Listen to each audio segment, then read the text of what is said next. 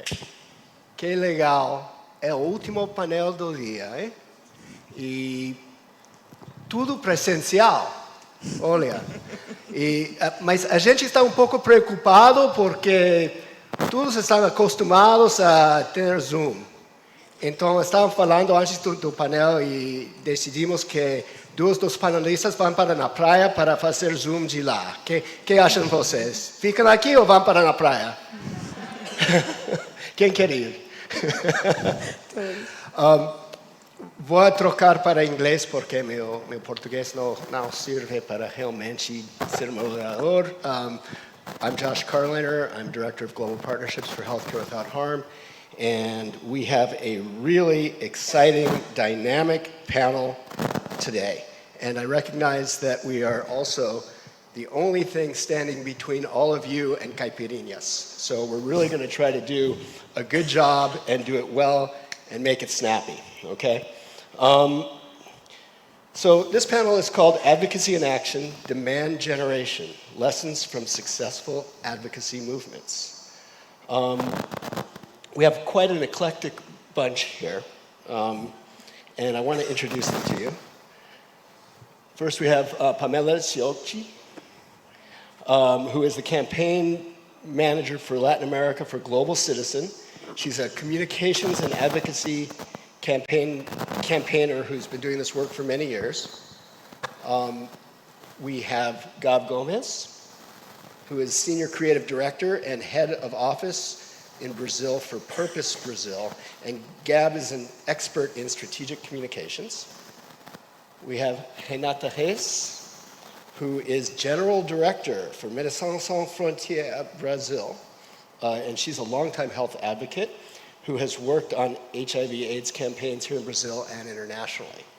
And finally, last but not least, we have Helen Stoop, who is the external engagement and advocacy lead for Takeda Vaccines.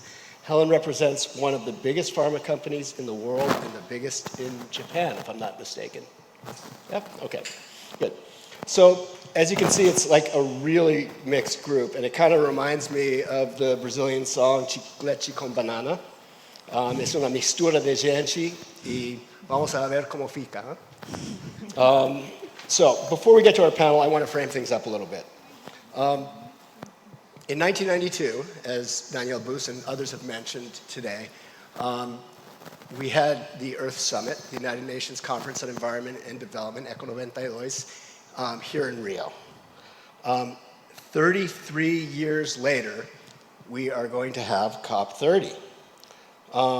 And in Rio, the Climate Convention, the Biodiversity Convention, the Desertification Conventions were signed. And a lot of good stuff's happened since then.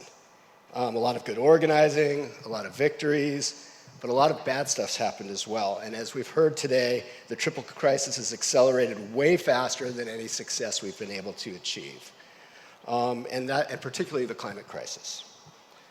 At the same time, we are witnessing in the world today growing authoritarianism, nationalism, and in my country, the United States, a growing fascist regime.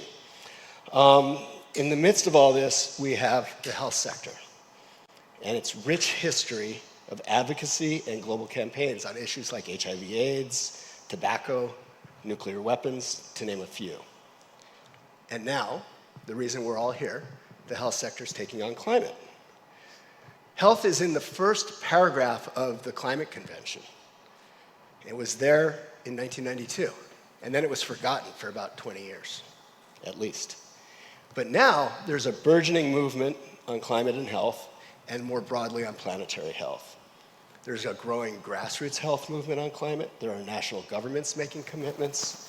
The private sector, hospitals and health systems, as well as big pharma and others, are establishing initiatives. And these results were produced, at least in part, by advocacy campaigns that work from the bottom up and the top down. We've won specific gains as a result. For instance, 94 governments have committed to climate-resilient health systems, low-carbon and adaptive health systems.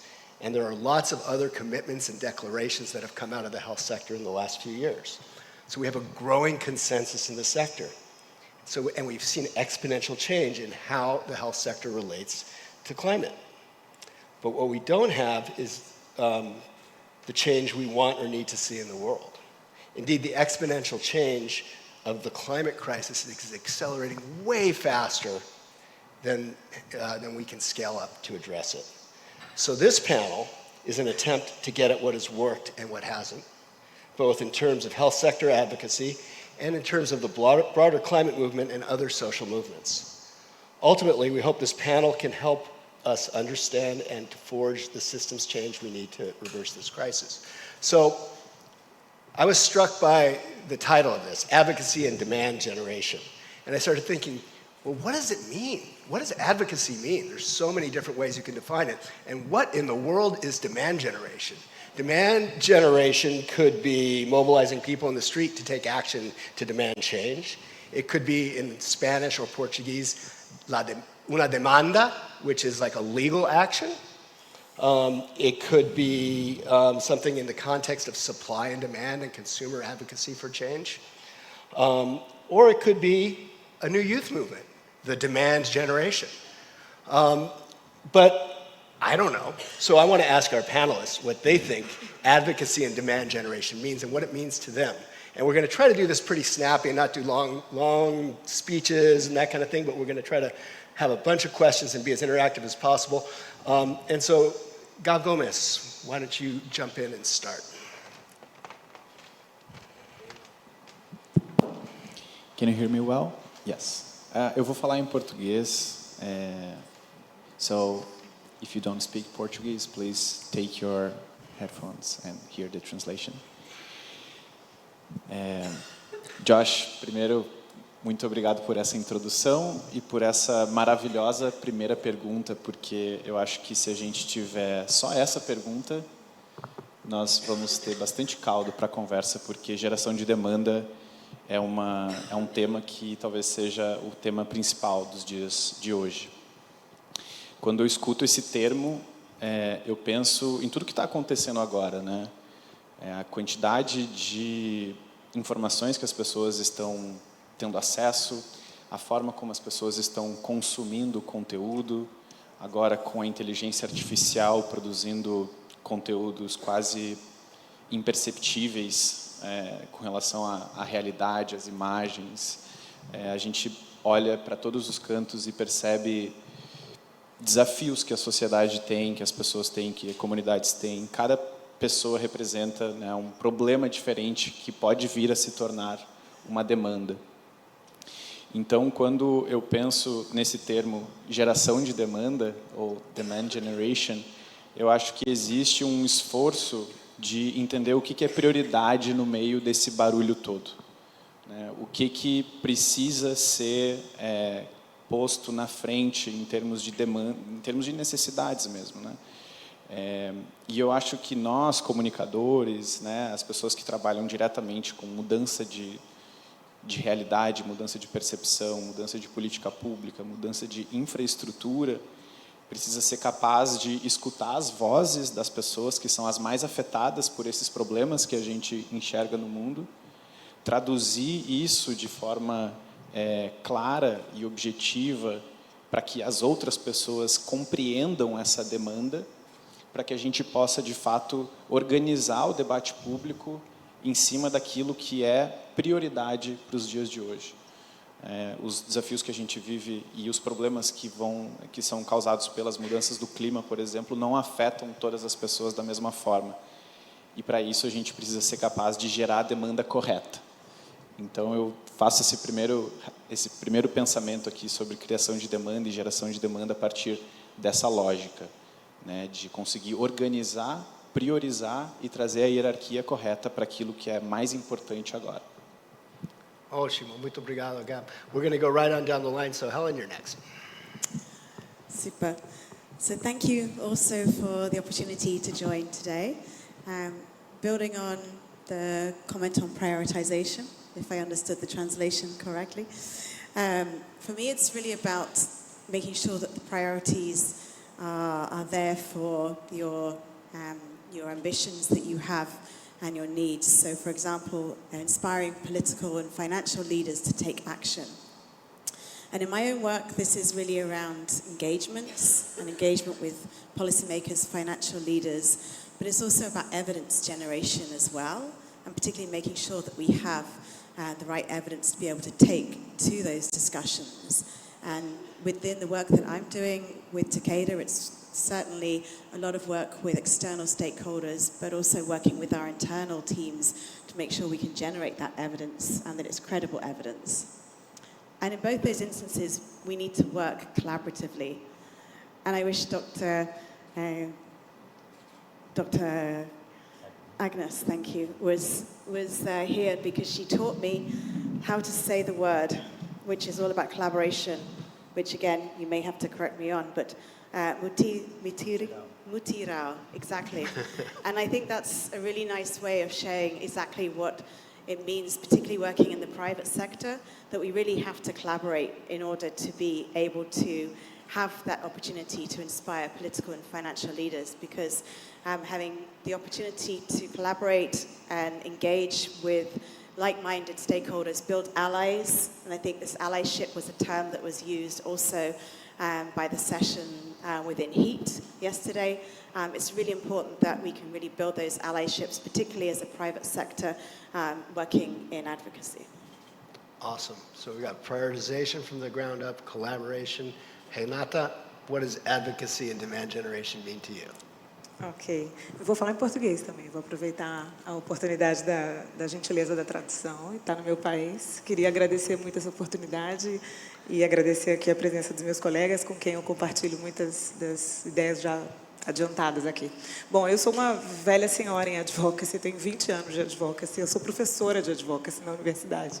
E eu fico muito conversando com os meus jovens alunos sobre como é fazer advocacy hoje em comparação a como já se fez advocacy nesse país há muitos anos.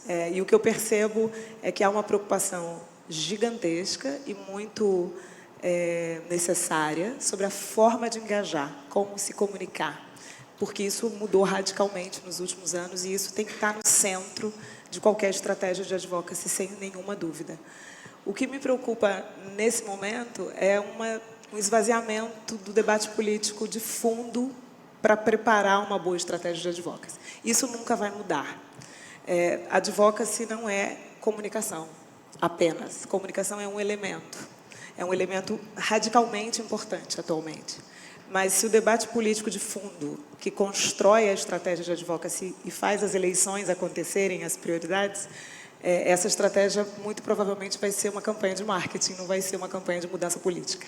Então, o que me preocupa hoje, e eu aqui não estou falando como diretora de Médicos Sem Fronteiras, estou falando como professora de advocacy na universidade, é realmente como é que a gente recoloca o debate e aprofunda o debate para além da pílula instantânea do que fica bonito nas redes sociais. Quem está fazendo esse grande debate político no Brasil hoje, na minha avaliação, são as comunidades tradicionais. O movimento indígena brasileiro está fazendo o debate de fundo. E quando eles dizem a resposta são eles têm razão. O que eu acho que a gente precisa fazer é uma conexão entre quem está pensando muito fortemente política e quem está fazendo advocacy esvaziado. Esse casamento tem que acontecer. Ótimo. So, collaboration, prioritization, collaboration, communication, magic. And what do we got, Pamela? Josh, obrigada. Eu também vou aproveitar a oportunidade para falar em português. E hoje você vai usar todo o seu português, Josh. E eu acho que bom que eu fiquei por último, porque eu acho que, na verdade, a minha resposta tem um pouco de cada. Eu vejo muito como um movimento coordenado entre essas organizações para conseguir pressão pública. Então, é uma união entre ouvir as comunidades, os movimentos, a sociedade civil, conseguir ser capaz de mobilizar e tocar as pessoas, empoderar as pessoas que juntos, sim, é possível por meio de ações coletivas, como petições, passeatas, apoios a ONGs e tudo mais, mas é possível, sim, se unir e colocar uma pressão nos líderes e nos tomadores de decisão. E, além disso, além dessas ações, além dessa união dos grupos e desse empoderamento dos grupos, tem que ser estratégico também aproveitar esses momentos chaves, como, por exemplo, COP30, G20, e direcionar essas problemáticas, essas soluções, essa pressão aos líderes que vão estar presentes para que realmente compromissos sejam assumidos publicamente e cobrar isso. Então, eu acredito que ser capaz de unir as pessoas, os movimentos, trazer, dar voz a isso, e realmente fazer essa pressão pública acontecer pelos canais corretos. Na Global Citizen, por exemplo, a gente usa também a cultura pop, né? Então a gente usa influenciadores, celebridades para ajudar a levar essa voz além ainda. A gente acaba conseguindo, eu acredito que resultados um pouco mais satisfatórios para o nosso lado. Wow, it's just really great to hear all of this. And as you can see, and as probably all of you already know, it's a complicated thing, and there's no one real definition to it. I guess the only thing I would add is that, advocacy, pressure is important, right? Pression, and putting that pressure on it, on whatever thing you're trying to change to make a change is really important. And I guess what I would say is that advocacy is the art of making change in the world. And it is mostly an art and not a science. And that's what makes it different, perhaps, from a lot of the topics we've been talking about today. And at the same time, we can learn from history. And there are a lot of examples, as I mentioned earlier, of both the health sector advocating for change and other sectors advocating for change successfully. So perhaps one of the most important examples in the health sector, certainly one of the most important examples, is the movement around HIV/AIDS. And here in Brazil, this was a really powerful movement that came from the grassroots. So I want to turn back to you, Renata, and I know you've been involved in this for a long time, and so you've lived it. And what are some of the lessons that you've learned? Let me ask you it this way. What are some of the successes? Talk about the successes in this movement around HIV/AIDS and how those could be applied. Ok, com prazer. Bom, eu venho, de fato, do movimento HIV/AIDS, foi onde eu aprendi a fazer advocacy na minha vida, foi onde eu me tornei ativista e profissional. É essa escola de onde eu vim, e é uma escola que nasce a partir de uma população muito marginalizada, muito vulnerável e muito estigmatizada. Então, eu não estou falando que uma advocacy de sucesso, como eles conseguiram construir, saiu das maiores universidades do país ou das cabeças mais brilhantes, saíram de pessoas que estavam em condições muito adversas, que estavam lutando para se manterem vivos num momento onde a terapia ainda estava em avanço, né? E que havia uma dúvida gigante sobre qual era a possibilidade de pessoas num país como o Brasil ter acesso universal àquele tratamento que as manteria vivas, né? Com essas pessoas que eu aprendi a fazer advocacy.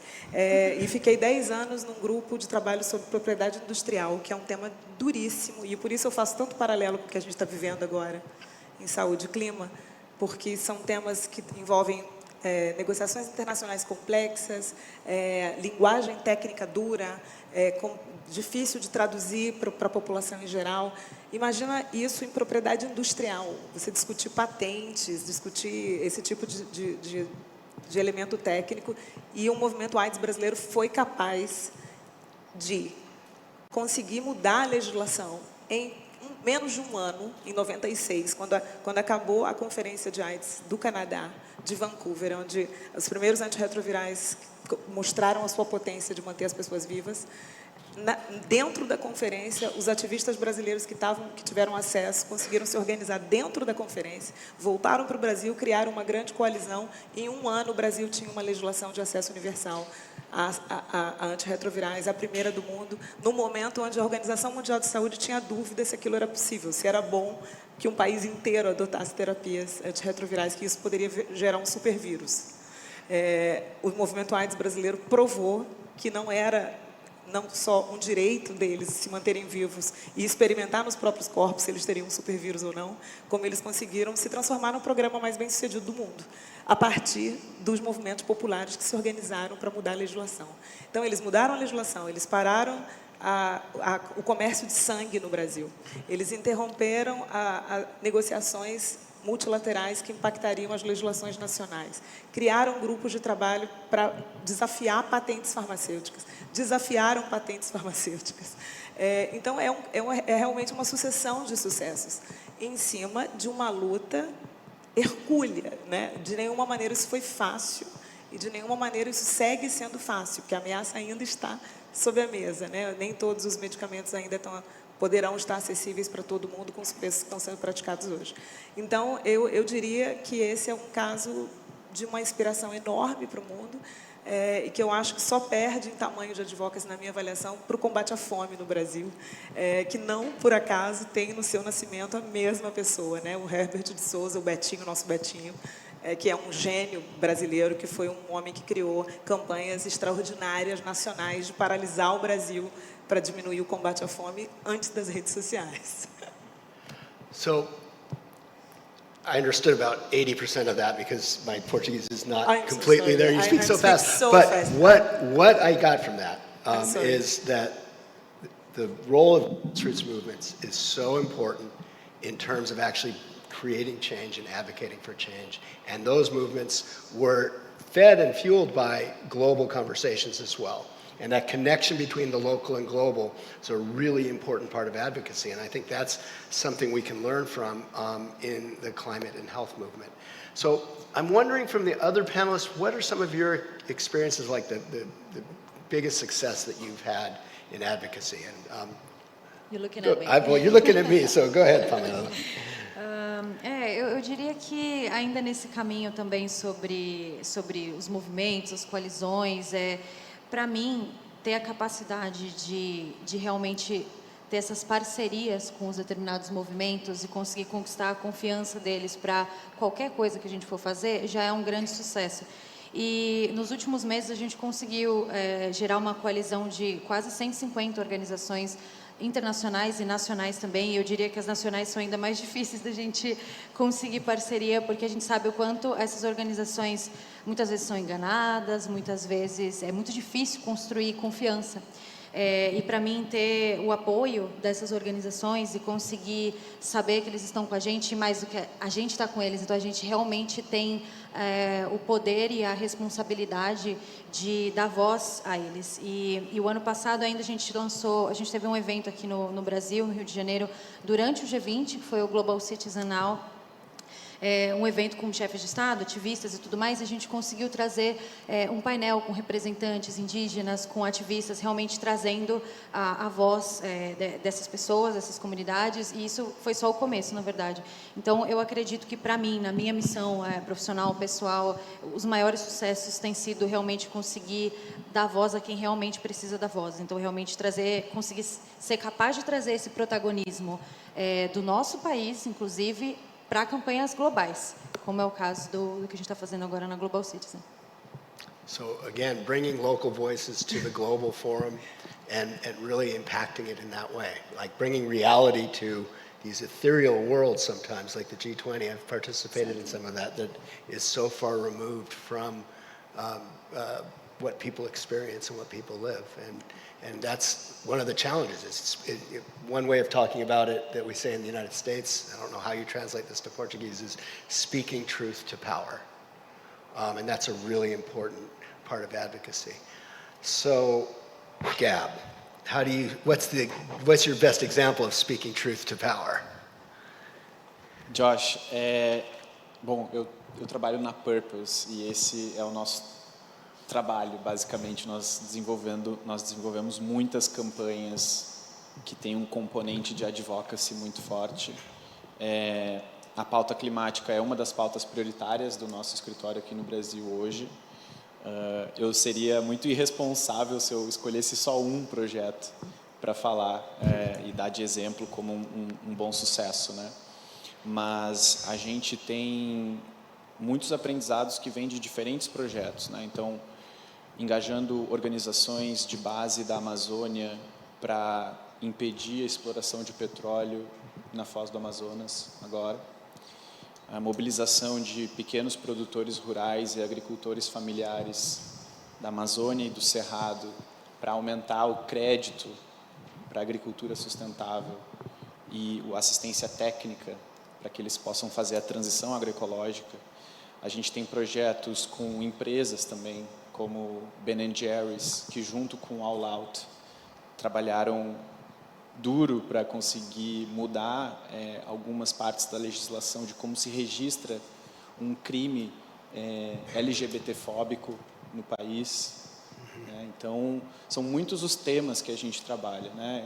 E a saúde é um deles. A gente tem também exemplos que a própria Aline trouxe aqui, o Verificados pelo Clima, né? Verified for Climate, e os agentes do verificado como pessoas que ajudam a criar a percepção de urgência no tema, como parte desse componente de advocacy.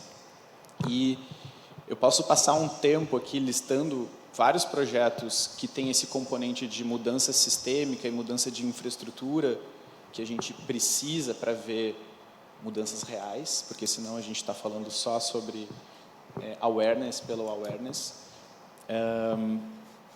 Mas eu acho que, e assim, projetos do Brasil e projetos dos outros escritórios da Purpose também, nos Estados Unidos, na Índia, na Inglaterra, na Indonésia. Cada escritório da Purpose tem uma atuação muito forte de comunicação, engajamento e mobilização para mudanças reais. Mas o que eu acho que vale a pena a gente reforçar é o que esses projetos todos têm em comum, né? Tem um componente de escutar as organizações que estão de fato lá na ponta e representam as vozes das pessoas que vão ser as mais afetadas pelos temas que a gente está trabalhando. A Purpose está a serviço dessas organizações, né? Então a gente sempre busca escutar o que as pessoas de fato querem, conectado com a pergunta anterior sobre qual é a demanda, o que a gente precisa colocar como eixo central da comunicação. E parte do nosso trabalho é justamente conseguir traduzir essa mensagem para que essa demanda seja percebida como algo importante por outras pessoas que possivelmente não estão vivendo aquilo, não vão viver aquilo, talvez não tenham nenhum contato com aquele assunto, mas podem ser atores importantes nessa pressão que a gente precisa fazer nesses atores estratégicos que tomam decisão pelo país ou por uma cidade, por um estado, né? Então, eu acho que de todos os casos de sucesso existe um componente de escuta muito forte, porque a gente precisa sair de uma posição de autoridade como especialista em comunicação, ou especialista em mídia, ou especialista em canais e veículos e como que a tecnologia ou as mídias sociais funcionam, e ir para um lugar de escuta, atenção e capacidade de entender qual é a questão que precisa virar o coração de uma mensagem, o coração de uma narrativa, porque é isso que vai dar forma à campanha, né? Então é também um pouco sair do pedestal para poder ajudar a traduzir essas mensagens todas e conversar com outras audiências também. So wow, so there's a couple things that you just said there that are big takeaways for me. One is the sort of step back role that an organization like Purpose and others that do unbranded communications play. And it's such an important role to help support and facilitate the building of messaging and for advocacy campaigns all around the world. And the second part related to that is the connection between those messages and those campaigns. You can have the same issues in Africa as you have in Asia, as you have in Europe, and you see that over and over again with so many issues. And certainly we see this with climate and health, right? The climate and health issues are key themes around health equity, around the migration of vector-borne diseases, around extreme heat and extreme weather impacting people, around the climate impact of the health sector itself, and building that messaging and supporting sort of the global grassroots advocacy that's happening all around the world is super important. So Helen, I think typically folks wouldn't think of a pharmaceutical company as an advocate or doing advocacy. And so it's really interesting and really cool that you're on the panel, and it would be great to hear from you what how Takeda does that, and what's an example of your advocacy or demand generation that you're building in Takeda. No, well, thank you. And I really feel quite privileged to have the opportunity to work in this climate and health intersection, being a pharmaceutical company representative, as you've highlighted, because I joined the team 15, 16 months ago and was working in quite a different part of Takeda.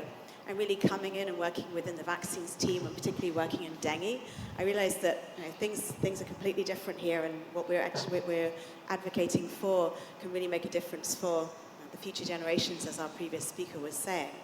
And I joined right at the highlight of a really important campaign that we're still working on, actually, within Takeda and our vaccines team. And it started around the time of COP28. So about this time last year, the team were planning already what we could do at COP28, and recognizing that there was a need, particularly in dengue, to highlight that the unmet need, the unmet medical need, the unmet societal need, and recognizing that not a lot of attention is being paid to dengue, and it is one of the faces of climate change. It is a really clear indicator when you can see mosquitoes moving and they are carrying the dengue, that something is happening as a result of climate change. So I think this is the really successful campaign because we initially convened a meeting in collaboration with a small group of organizations to see how we could have a global dengue forum, as we were calling it. And over the space of the time that I've been working, so 15 months, we've evolved this into being a standalone meeting that had 30 different organizations across urbanization, NGOs, and opportunities for academia to also contribute as well. This has now changed and morphed into something that we're calling the Collective Action on Dengue. So really an opportunity to move Takeda's role in this away from being the convener to being a participant, which really enables it to build trust and credibility, and making sure that we are aligning and combining with people that have like-minded objectives to really raise that profile of dengue. I think what's really important as well is you're talking about the global action with the local impact. And this is what we hope to achieve as well with this, because we are looking to see how we can really connect the dots between different stakeholders that are allies in dengue prevention and amplify their voices on the global stage. So looking for opportunities to speak at important global health milestones, engagements such as this, whilst recognizing the opportunity to have that local impact, and looking for the opportunity through the work streams that are part of this collective action to really focus on key themes such as innovation, climate financing, and urbanization.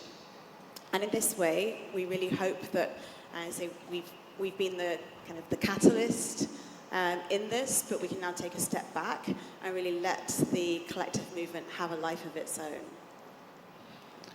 Thank you so much. And it's really interesting. Everyone's talking about amplifying voices and facilitating work and movements. And that's, it seems like it's a common theme running through all these different parts of the work. So we met before the panel started, and I told these guys that, okay, I'm going to ask you what your biggest success was, but also what your biggest failure was. And everybody said, no, we've never failed. And while that's not true, it is harder for any of us to talk about what our failures are. So instead, I want to talk a little bit about what are some of the biggest challenges that you face in advocacy work. And given that we've got not too much time left and we want to get to the last part of this, I would ask you to make sort of succinct interventions. And if you're brave enough to talk about a failure, please do. But otherwise, what are some of the biggest challenges? And we'll go down the line starting this way. Ok. Eu acho que são alguns desafios, né? Não é só um erro normalmente que derruba um avião. Então a gente sabe que tem várias várias questõezinhas aí, mas eu separei algumas aqui que eu acredito que são desafios bem complicados e que podem se tornar fracassos e podem ser mini fracassos também em diversos momentos para quem trabalha com comunicação, com campanhas. E um deles é a gente ser capaz de traduzir temas em narrativas que façam sentido nacional e globalmente. A gente até estava conversando ali fora sobre o desafio, por exemplo, de falar sobre o marco temporal para quem é de fora do Brasil, que a palavra nem existe, né? A expressão nem existe. Então a gente fica, cada lugar fala uma coisa e tal, as notícias não chegam iguais. E aí às vezes é difícil a gente falar até para pessoas do nosso próprio meio sobre essa questão. Você imagina a gente traduzir isso numa campanha que tem que conectar com as pessoas no Brasil, que sabem mais ou menos, e com as pessoas fora do Brasil, que pelo menos ainda. E aí isso leva a gente a um outro desafio muito complicado, que é conectar emocionalmente. Então, primeiro a gente tem que ser capaz de traduzir uma mensagem dificílima, às vezes, né? Muito complexa, muito dinâmica também. Cada dia é uma novidade, né? Sobre esse tema específico, mas são diversos outros. Tem saúde, tem tudo, né? Mas é só um exemplo aqui. E aí a gente conseguiu a mensagem, agora a gente precisa conectar emocionalmente. Por que que uma terra indígena é importante para uma pessoa lá em Londres, para a família dela? Como que a gente faz isso? Como que a gente conecta isso com fatos, com emoções? Porque o ser humano fala que é racional, mas a gente sabe também no neuromarketing, na neurociências, que o ser humano toma decisões emocionais, depois ele racionaliza, né? Então, é um outro desafio muito complicado que, se a gente não consegue, a gente tem grandes chances de falhar. E a outra questão é uma mensagem clara, a gente conseguir organizar a narrativa. Então, realmente, falar muito, às vezes a pessoa se perde. Então, tem que ficar muito claro qual que é o problema e o que a pessoa pode fazer para ajudar nesse problema e realmente empoderar também essa pessoa, porque o medo trava. Então, se a pessoa ficar com medo demais, ela não vai agir. E se a pessoa não tiver medo nenhum, ela também não vai agir. E se não pegar no coração dela, ela também não vai agir. Então, tem muitas chances da pessoa não agir, muito mais do que dela se envolver com a narrativa. Ainda mais para a gente que trabalha com causas, a gente não vende ali o benefício, né? Comprou, toma aqui seu benefício, toma seu produto, toma seu serviço. É algo que a gente tem que trazer para uma narrativa de não é uma doação, não é algo que é um futuro distante. Então, a gente tem que conseguir ser organizado e trazer uma narrativa muito clara do que a gente precisa e do que aquela pessoa pode fazer. Então, eu acho que esses são os principais desafios aí para a gente ter menos fracassos e mais acertos. Muito obrigado. E, Renata, o que acha você? Talvez eu veja pela lente aqui de Médicos Sem Fronteiras agora como uma organização humanitária que está sofrendo aí o impacto de tantas mudanças. O mundo está muito complicado. E tem alguns temas que são muito duros, e talvez eu pegue aqui o gancho da minha colega, que é como tocar o coração das pessoas em relação a temas que estão muito distantes delas. Sudão. Sudão é uma crise, a maior crise humanitária que a gente tem hoje no planeta. 12 milhões de pessoas deslocadas internas, o Chad não tem mais condição de absorver, o Sudão do Sul é outro país com muita dificuldade de absorver essa quantidade de pessoas que foge de um conflito mortal. E essa guerra é completamente invisível. E o advocacy de MSF para o Sudão não é só para visibilizar a situação, mas é para levar mais recursos e que a comunidade internacional responda à altura do que acontece hoje no Sudão. E a gente fracassa tenebrosamente. Nós somos uma organização de 69 mil pessoas. Nós somos talvez a maior organização humanitária global hoje, e a gente não consegue sensibilizar e tocar os corações das pessoas no tema do Sudão. O tema de migração é um tema que a gente advoga há décadas, e a gente continua sendo preso. Todo mês tem uma notícia nova sobre um barco de Médicos Sem Fronteiras que está interrompido com as suas operações no Mediterrâneo, salvando pessoas do afogamento. E uma naturalização sobre é melhor que eles não cheguem mesmo. Como eles vão chegar vai atrapalhar o meu trabalho. Aí vem a desinformação que desumaniza os temas. Tem uma desinformação que desumaniza os temas. Então, é preciso humanizar os temas novamente. Se trata de mulheres, crianças e pessoas que estão se afogando, e a gente precisa salvar essas pessoas no Mediterrâneo. E a resposta, às vezes, mas será que eles não tem outro jeito deles não chegarem na Europa mesmo? Entende o nível da... Então, fazer advocacy em alguns temas como esses continua sendo muito desafiador. A gente só sabe que a gente não vai desistir, a gente vai continuar colocando nossos barcos de novo, fazendo advocacy por isso novamente. Mas os desafios são muito grandes. Se eu for falar quanto a gente está falhando, aí vai demorar. Mas a gente não vai desistir. Acho que é essa a mensagem que tem que ficar. So there's a lot there from both of you guys. One thing, if I'm hearing it right, I don't trust my Portuguese completely, but if I'm hearing it right, everybody's talking about their success in communication and how important that is, and then one of the biggest challenges is communication and reaching people and getting the message across. So in a sense, it's both a success and a failure, a huge challenge at the same time, that we're not quite meeting the moment always. Helen. And I think building on that with getting your message across, but really tailoring your message to make sure that you really resonate with the audience that you're targeting. And I think this is certainly one of the challenges or risks that we feel as well for the collective action on dengue. It's like, how do we make sure that we can really show that impact and then that can resonate with the audience that we're looking to engage with. And I think trust is another one that I would mention as well in this piece, particularly kind of the work with the coming from the private sector. And I think one way we can sort of overcome that is make sure that we have the appropriate representation in this group that we're building. And appropriate representation particularly means that we have appropriate representation from the Global South, and making sure that we can really get those kind of case studies, get those opportunities to demonstrate the impact that this collective can really have. I hope that was succinct enough. Obrigado. Gabriel. Vou começar só reforçando o que as minhas colegas trouxeram sobre a sensibilização dos corações das pessoas, né? E vou só adicionar um ponto assim do porquê que eu acho que isso é importante. Porque quando a gente consegue fazer com que a mensagem toque um coração, significa que a pessoa se importa com aquele assunto, né?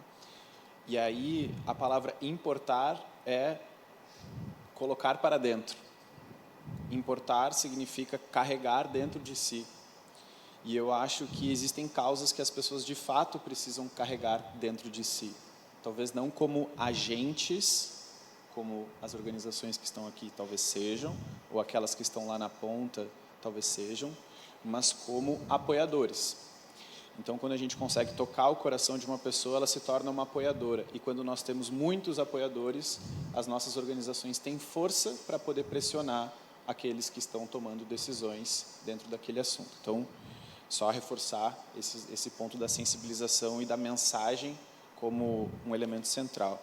Aí eu queria trazer outros 3 pontos assim de dificuldades, desafios, problemas que a gente está enfrentando agora. Não tem como não falar sobre a polarização e sobre a divisão de pensamento que a gente está vendo na sociedade hoje em dia.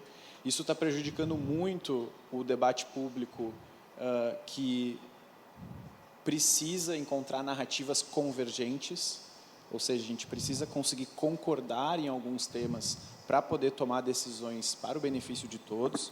A polarização faz com que as pessoas tenham uma tendência natural a discordar, desnecessariamente, porque há mais margem de concordância do que discordância. Então, é um desafio a gente conseguir acertar essa mensagem para todo mundo, sabendo que as pessoas estão reagindo dessa forma. No mínimo detalhe que elas não concordam, elas veem o oposto delas, né? Isso, junto com a desinformação, a máquina de desinformação que a gente tem hoje nos meios de comunicação, é um problema terrível para a gente conseguir direcionar essas narrativas convergentes para algum lugar positivo, né? As pessoas estão sendo bombardeadas por todos os cantos, em todas as plataformas, por mentiras, e é muito mais fácil mentir do que falar a verdade. Então, para cada verdade, existem 1000 mentiras. Não precisa fazer validação de informação para inventar uma história, né? Então, é um motor infinito de desinformação. Isso prejudica o nosso trabalho de mudança. E, por último, a crise de confiança, né? Todo ano é lançado um relatório chamado Trust Barometer, que mostra como a confiança no mundo está se desenvolvendo. E, basicamente, as pessoas não estão confiando em mais ninguém, né? Com exceção de alguns profissionais principalmente do setor da saúde, que ainda carregam a legitimidade de especialistas para poder dizer o que está certo e o que não está certo. Mas mesmo assim, os governos, as empresas, as próprias ONGs, os professores, todos estão vivendo a crise da confiança, né? Então, a gente está num contexto muito difícil. It is a key challenge, especially in the age of misinformation. And as you said, Gab, I think you said, doctors and nurses, health professionals are some of the most trusted voices in most every society.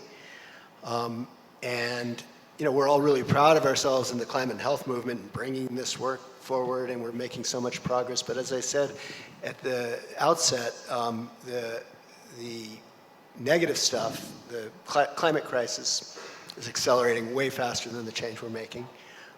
We're in this situation of growing authoritarianism, and that's sort of the elephant in the room here, I think. For the last couple of days, we talked around the fact that the world's changed. The global health landscape has completely changed in the last few months. The multilateralism in general is under threat. The whole post-World War II structure and order is potentially being dismantled by its main creator.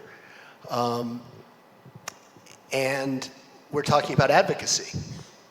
So I guess my last question in the very little time we have left, and it's sort of like a minute each at this point, is what do we do to up the game here? How do we actually build advocacy that creates the kind of change that we need to address these multiple crises of biodiversity, pollution, climate, democracy, and many more that we're facing? And Pamela, you're the one closest to me, so you get that one Good first. luck for us. 1 million question, right? É claro que assim, a gente não tem a receita de bolo, né? Senão todos os problemas já estariam resolvidos. Mas eu acredito que assim, a gente tem algumas oportunidades aí, então de tentar cruzar narrativas. A gente está falando sobre mudanças climáticas, a gente também está falando sobre problemas que afetam diretamente na saúde das pessoas, a conexão entre isso. Essa conexão muitas vezes não é clara, se fala sobre, mas faltam alguns dados, faltam algumas pesquisas, falta divulgar mais. Então, eu sei que a gente está com pouco tempo aqui, mas tentando trazer isso para a realidade das pessoas. E aí, falo mais uma vez, é muito diferente quando a gente fala a crise climática, o desastre tal em tal lugar, mas aí a gente pega e vê o Brasil com 60% do país coberto de fumaça, e aí a sua filha na creche, ali no meio da fumaça, tendo que levá-la no hospital. Então, eu acho que é uma hora de começar a cruzar as narrativas, começar a trazer para a realidade das pessoas, olha, isso está acontecendo dessa maneira, e realmente tentar conseguir mobilizar as pessoas, trazendo a narrativa para a realidade delas e realmente usando ambos os temas para se potencializar, cruzar esses temas e se potencializar. Além disso, a gente tem, eu acho que a força, ela está muito nos movimentos, né, na sociedade civil, em diversos projetos. O Brasil, do sul ao norte, tem projetos incríveis, com projetos de adaptação climática absurdos. Aqui mesmo no Rio de Janeiro, na Redes da Maré, ali na comunidade da Maré, eles têm um projeto com jovens maravilhoso de adaptação climática, que falta o quê? Financiamento, falta visibilidade. No norte também a gente tem projetos trabalhando com recatingamento. Eles já têm a solução, eles já estão conseguindo trazer soluções locais para problemas globais, mas falta financiamento, e quando se fala em financiamento, todo mundo pensa que é uma doação, que não está investindo, né? Então, precisa ficar claro esse sistema, essa roda, essa sustentabilidade que a gente tem, essa riqueza que a gente tem nos projetos. Eu estou falando do Brasil, mas isso é mundial, mas a gente também tem capacidade de ser referência para o mundo com os tipos de projeto que a gente tem nesse país. Então, eu acho que é a hora de realmente conseguir trazer realmente onde está a força, esse protagonismo, e dar voz para isso, porque eu acredito que se a gente tem um caminho, um deles seja esse.